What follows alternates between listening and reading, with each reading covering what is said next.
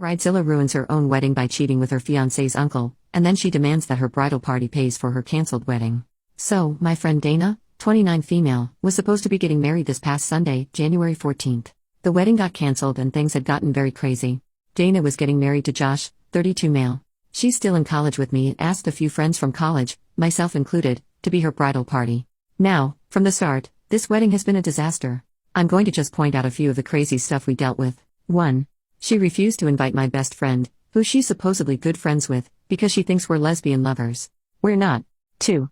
She had us go to the dress fitting and then demanded each of us pay $2,000 each for our dresses. Apparently she had a specific style she wanted. I can afford it, but I won't buy a $2,000 dress for one event. Some of the girls in the bridal party don't have that flexibility with money. 3. Apparently Josh couldn't invite any single females that were not blood relatives of him. So if he had any female friends, they were axed. 4. One of the girls in the bridal party doesn't drink because of her religion. Dana accused her of being pregnant in front of her parents and almost got her kicked out of her house. She was not pregnant and she dropped from the bridal party. She was a class act, though, and never bad-talked Dana. Just said she couldn't make it. We found out about it pretty much on the day of the wedding. 5. She tried to make us cancel our holidays with our families to instead go with her to a destination bachelorette party. I work full-time even during holidays, so I told her that was not happening. More of the bridesmaids said similar things and she dropped it. That's just 5 things of countless drama this wedding was having before the day. Now the meat of the story comes on the wedding day. The day started horrible. Dana was having a meltdown because apparently the flower girl had to cancel because she has chickenpox.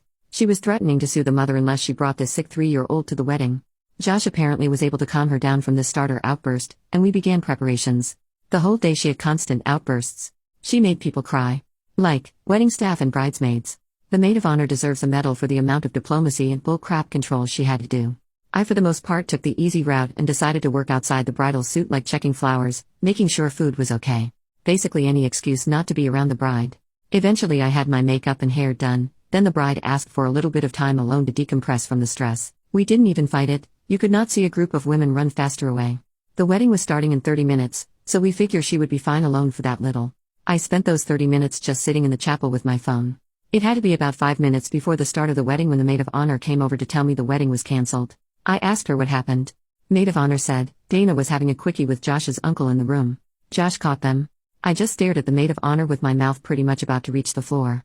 She told me to run and that she was trying to get as many people out before things exploded. So I quickly got my purse, gathered the 2 bridesmaids that were carpooling with me, and we left like the devil was after us. I checked with the other bridesmaid and all had escaped. That night I called the maid of honor to check what happened and the tea was bad.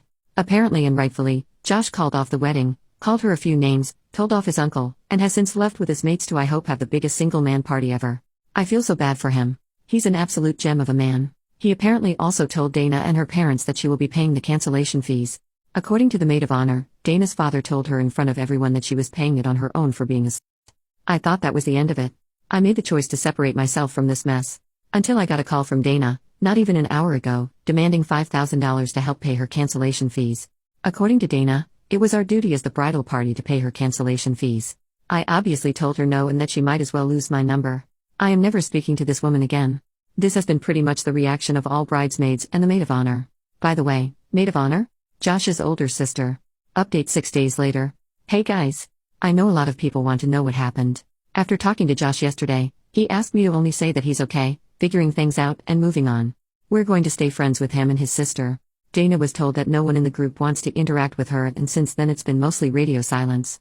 I can't share more about Josh's future plans, as he asked me not to. He did have a good laugh at some of the comments I show him and appreciates the support. The one detail I did get corrected on for those curious was about his uncle.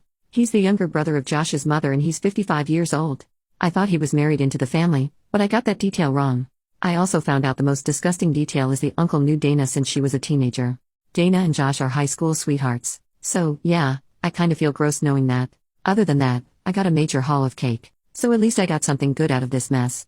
New update 2.5 months later, so, I finally got permission from Josh to update on the situation today.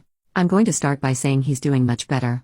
He's moved out to a new place away from Dana and has some of his mates as roommates. He also cut contact with his uncle, as did most of his family. He's put a pause on dating for some time considering Dana was his first and only girlfriend for years. So he needs time to heal. Dana has now become persona non grata with my friends. She even tried to move in with one of them, without telling her, by appearing at 10 p.m. at night and saying, "You can't send me away this late at night." Doubt it didn't work. I dunno where she's living, but I can say for sure she's absolutely without any doubt very much screwed. She has 4 lawsuits. One from Josh for obvious reasons, one from his sister for the dresses she bought, one from the bridesmaid she accused of being pregnant, and one from Josh's uncle since apparently Dana used his credit card. She apparently moved with him after the failed wedding. So yeah, she threw away her life and she's very much without support. I saw Dana's parents some days ago and they haven't had any contact with her since the wedding. They are actually moving with their other daughter, 22, to another state. As for Josh's sister, we've been hanging out for a while. She's actually become super tight with my friends and I. We're even planning a trip sometime next year with her and her 7 years old to Disney. And yes, we've all agreed to divide the babysitting. We offered, she didn't press us to do so,